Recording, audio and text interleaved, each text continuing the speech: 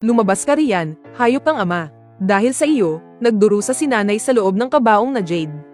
Libu-libong taon na siyang mahimbing na natutulog doon. Magpaliwanag ka sa akin ngayon din. Kung hindi, jijibin ko ang buong sekta mo ng mga demonyo. Walang hiyang ama. Wala ka pang ang kamuwang-muwang sa mundo. Tapos naglalakas loob ka pang maging bastos sa harap ko. Wala akong pakialam sa mga dahilan mo. Ikaw ang may kasalanan kung bakit libu-libong taon nang tulog si nanay. Iligtas mo siya, o kung hindi, magsasama tayong mamatay. Iligtas, ang kaluluwa ng nanay mo ay nakakulong sa kabaong na jade na iyon. Ang Pyldores ng pagbabalik kaluluwa lamang ang tanging lunas. Pero ikaw wala ka man lang kakayahang gumawa ng ganoong gamot. Kaya ko. Nakagawa na ako ng halos 300 hurno para rito. Huwag mo akong minamaliit. Unahin mong durugin ang mga ice lotus. Panatilihin mo lang sa kulay asul ang apoy. Kapag lumabis ang init, masusunog ang mga sangkap. Pero kapag nagkulang, mawawalan ito ng bisa. Hangal, gamitin mo ang kapangyarihan mo para balutin ang ice lotus. Kung hindi, maninagas ang mga ugat mo sa tindi ng lamig. Kahit ang simpleng bagay na ito, hindi mo magawa ng maayos. Tapos balak mo pang iligtas ang nanay mo. Hindi ako hangal. At huwag mo na akong tulungan ng patago. Kaya ko ito mag-isa. Palalagpasin ko muna ang ginawa mo ngayong araw. Magkikita pa tayo ulit, at kung sakaling hindi ko pa rin mailigtas si nanay, kahit kailanganin kong ubusin ang buong sekta mo, hinding-hindi kita mapapatawad. Masyadong mapangahas, hindi niya alam ang kinalalagyan niya.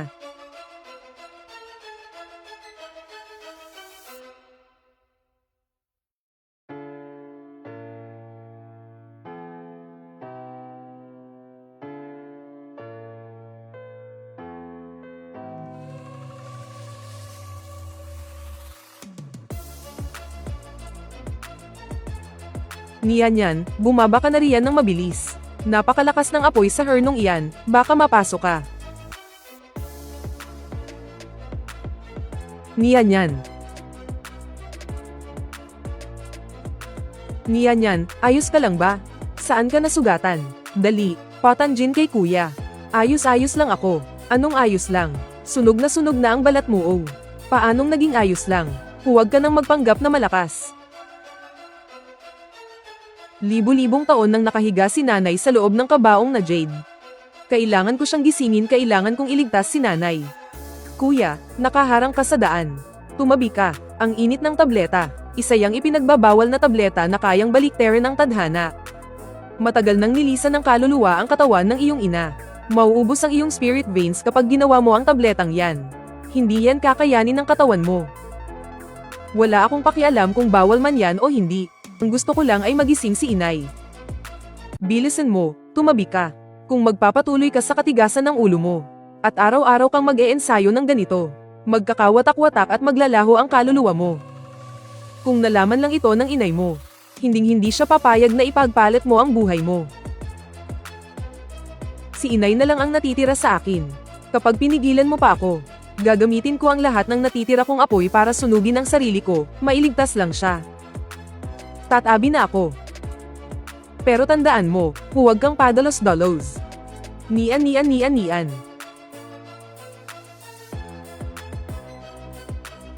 Inay. Tingnan niyo po, nagtagumpay ako.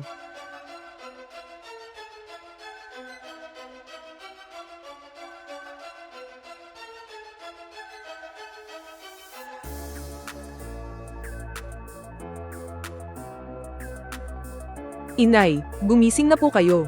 Tingnan niyo po ako. Ako po si Nian. Ilang libong taon na po akong naghihintay sa inyo.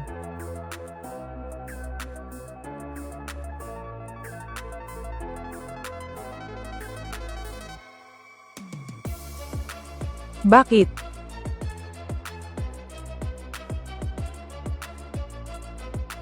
Sinunod ko naman ng maigi ang paraan ng walang kwenta kong ama.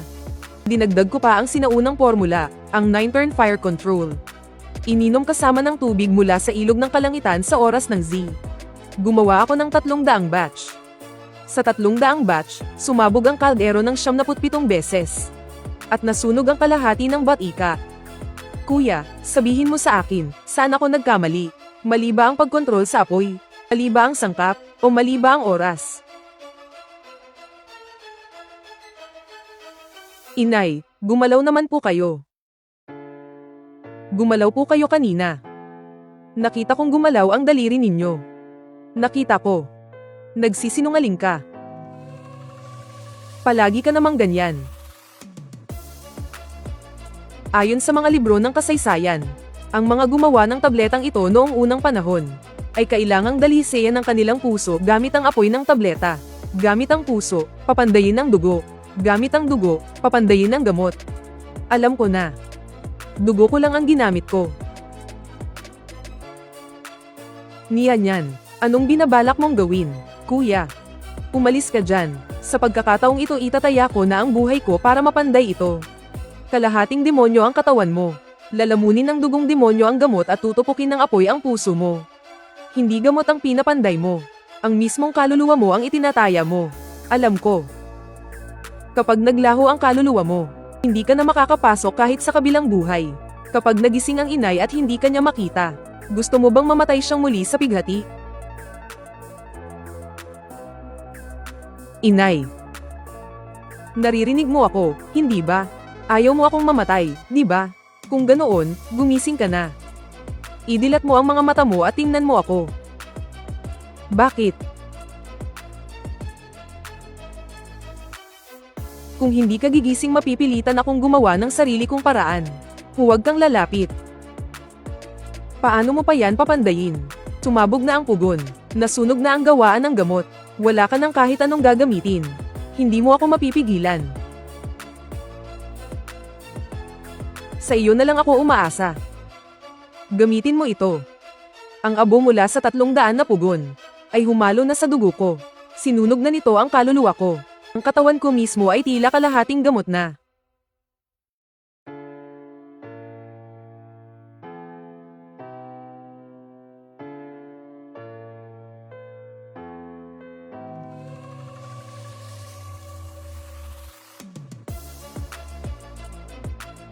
Pinapakain mo ng sarili mong dugo ang apoy.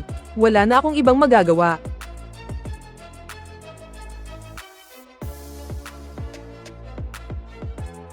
Nabaliw ka na. Kinakain na ng apoy ang kamay mo. Lilito na ang mga buto mo sa sobrang sunog. Kuya, naiipit na ng apoy ang kamay mo. Bitaw, bitawan mo. Hindi ako bibitiw. Mamatay man ako, hindi ako bibitiw. Sabi nang hindi mo ako mapipigilan.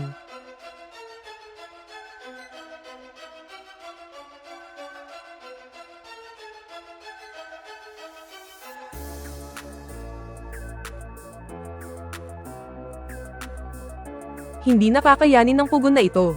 Sisubog ito bago mo pa matapos ang pagpapanday. E di sumabog siya.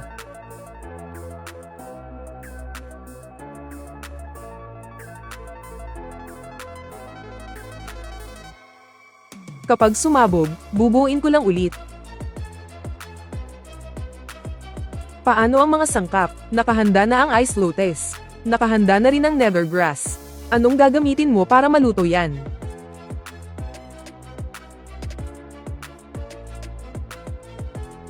Ang buto ng sinaunang godwood. Bigay sa akin ng walang kwenta kong ama. Bakit niya ito ibinigay sa iyo? Sabi niya, gamitin ko raw ito kapag nasa pang 301 salang na ako.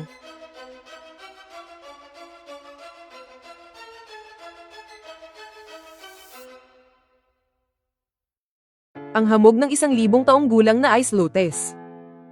Inalagaan sa loob ng buto ng godwood ng 3,000 taon.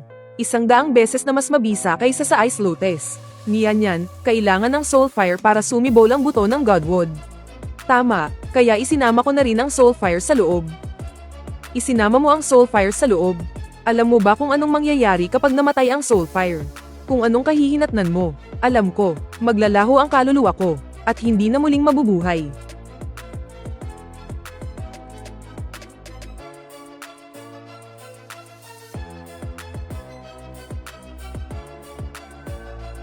Kulang pa ng 3 sangkap. Anong kailangan mo? Ako na ang kukuha para sa'yo. Hindi mo iyon makukuha. Inay. Pahingi ako ng isang patak ng luha mo.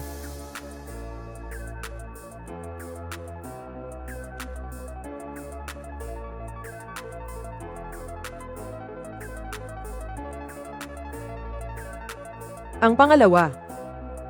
Ano ang pangatlong kailangan mo? Tutulungan kitang hanapin. Kuya, may espada ka riyan. Anong gagawin mo sa espada ko? Akin na.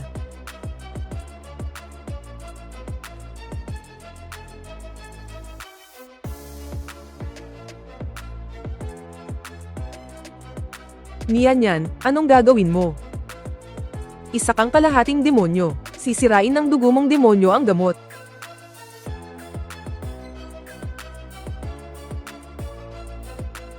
Pero kung gagamitin ang dugo mula sa puso ng isang malapit na kamag-anak para supulan ang iyong pagkademonyo, magagawa ang gamot. Ang ama ko ang Demon Lord.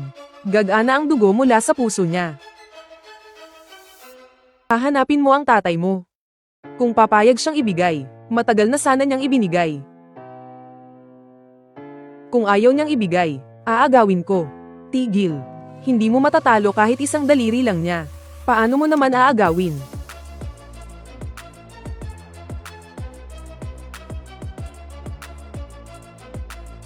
Itataya ko ang buhay ko para makuha yan. Kuya, tulungan mo akong ibalik si inay sa silid ng yelo. Hintayin niyo ang pagbabalik ko.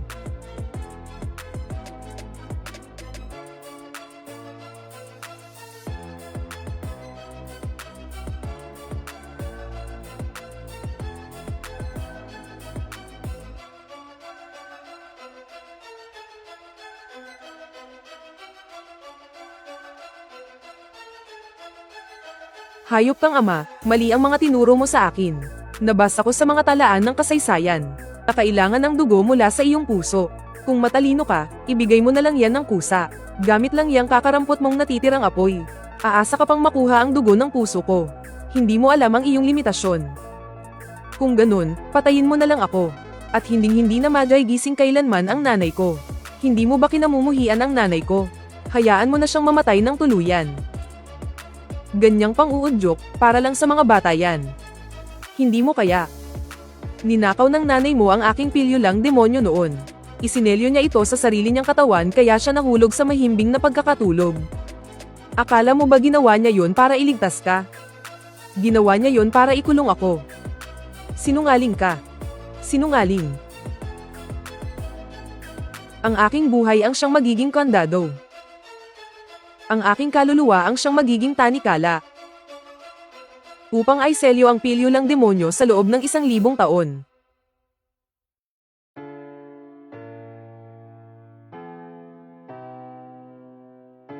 Isinelyo niya ang pilyo lang demonyo. Nawala ang kalahati ng aking kapangyarihan. At nakulong ako sa sektang demonyo na to sa loob ng 1,000 taon. Akala mo ba ayaw ko siyang iligtas? Ang pagligtas sa kanya ay katumbas ng pagpapakawalas sa pilyo lang demonyo. Kapag bumalik sa akin ang pilyo lang demonyo, mababalik ang dati kong lakas. Pero madudurog ang kaluluwa niya. Noong isinelyo niya ako, ipinagbubuntis ka pa lang niya. Pinagplanuhan niya ang lahat para sa susunod na libo-libong taon. Isang himala na naisilang kapang buhay mula sa sinapupunan ng nanay mo. Iyan ang regalo sa iyo ng iyong ina.